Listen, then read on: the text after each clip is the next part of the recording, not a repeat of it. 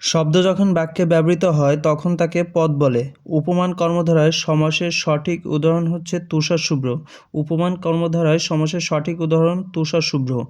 বিশেষণ পদের সঙ্গে কৃৎ প্রত্যয় যোগে গঠিত শব্দ কোনটি? চলন্ত। বিশেষণ পদের সঙ্গে কৃৎ প্রত্যয় যোগে গঠিত শব্দ চলন্ত। নিচের কোনটি নিপাতনে সিদ্ধ তদ্ধিত প্রত্যয়ের উদাহরণ? নৈষ্ঠিক। নিচের কোনটি নিপাতনে সিদ্ধ তদ্ধিত প্রত্যয়ের উদাহরণ? নৈষ্ঠিক।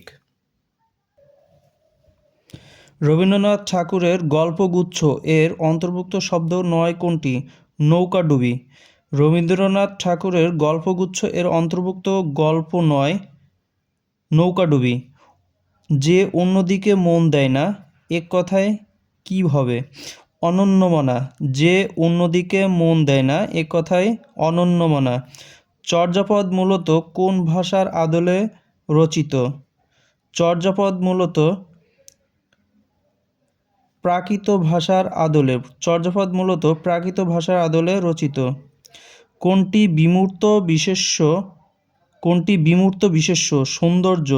কোনটি বিমূর্ত বিশেষ্য? সৌন্দর্য। কাজ শব্দটি কোন পদ? কাজ শব্দটি বিশেষ্য পদ। কাজ শব্দটি বিশেষ্য পদ। দ্রুত শব্দটি কোন পদ? দ্রুত শব্দটি ক্রিয়া বিশেষণ। দ্রুত শব্দটি ক্রিয়া বিশেষণ পদ। প্রভাতচিন্তা কার রচিত গ্রন্থ? প্রভাতচিন্তা কালীপ্রসন্ন ঘোষ এর রচিত গ্রন্থ।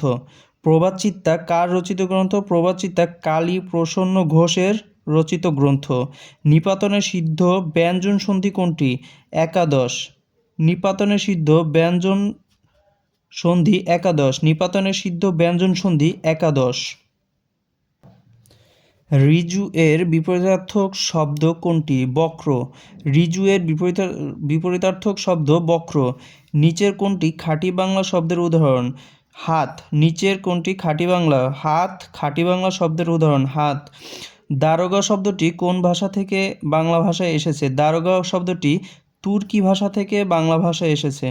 দারোগা শব্দটি তুর্কি ভাষা থেকে বাংলা ভাষায় এসেছে। হারিকিরি শব্দের অর্থ কী? হারিকিরি শব্দের অর্থ হচ্ছে আত্মহত্যা।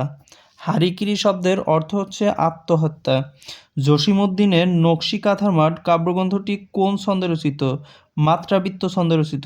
জসীমউদ্দীনের নকশি কাঁথার মাঠ কাব্যগ্রন্থটি মাত্রাবৃত্ত ছন্দে রচিত। মাত্রাবৃত্ত ছন্দে রচিত।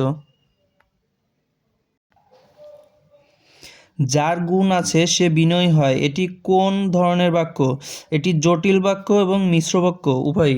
যার গুণ আছে সে বিনয়ী হয় এটি জটিল ও মিশ্র বাক্য। রঞ্জন চরিত্রটি রবীন্দ্রনাথ ঠাকুরের কোন নাটকে? রক্তকরবী। রঞ্জন চরিত্রটি রবীন্দ্রনাথ ঠাকুরের রক্তকরবী নাটকের। সীমাবদ্ধ জলে সীমিত সবুজে কার লেখা? রফিক আজাদ।